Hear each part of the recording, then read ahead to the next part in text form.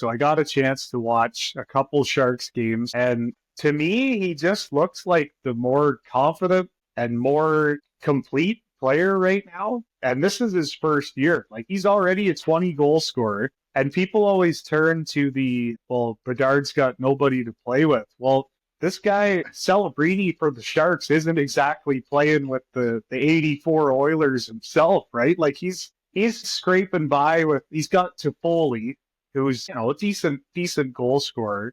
But when I watched them play the other night, it was actually San Jose and Chicago, and he just looks like a more dominant player on the puck. And he's bigger. He does more in the defensive zone. He can take more contact. And I'm not sure, like, if you were picking an Olympic team, and not next year, but maybe in 4 years after that, I'm not sure that he doesn't go before Bedard. I have a hard time making any real conclusions until I see Bedard in a bit more of a stable situation. I get it. Celebrini doesn't have like a huge amount of talent, but he's in a situation where there's not as much scrutiny. Here in San Jose, there's not these expectations. He's able to kind of grow into his role. It just feels like he's in a better situation. One stat that I read that hit home with me is that through 56 games this year, Bedard has had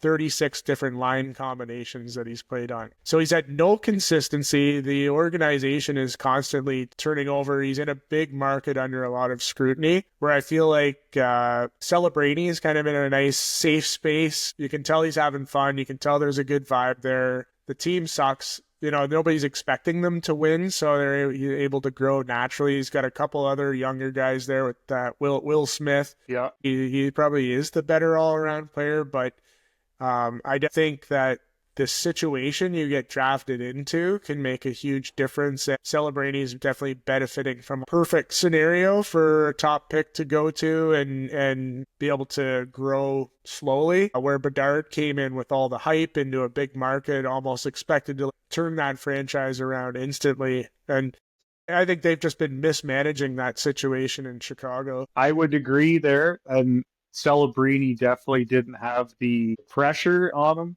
as soon as he got to the league. And you're probably right. That probably makes it so much easier to just go out and play. And it's not a featured market for sure. It would be interesting to see at what point does Chicago stop this, carousel of line mates and start actually putting some players with them. Like, I thought when they got that Teravainen and him and Taylor Hall or whoever, there's a start. But then they ship Taylor Hall out, and now he's not even playing with Teravainen anymore. It's like it seems like they're kind of, like you said, mismanaging the hell out of that guy. And this is how you run a guy out of town too, right? When you see him on interviews, he looks like he's still got a lot of maturing to do. And maybe Celebrini's a more mature kid. And we may find out regardless of the situation, Celebrini's a better player. But would love to see some stability in Chicago and not have the pressure of the franchise on Bedard. Like, some guys like Crosby were able to manage that, but even like you look at Crosby, he lived with Lemieux for, like, he came in with the same amount of pressure as Bedard. He was living with Lemieux for like the first 3 years, getting mentored by one of the greats out there.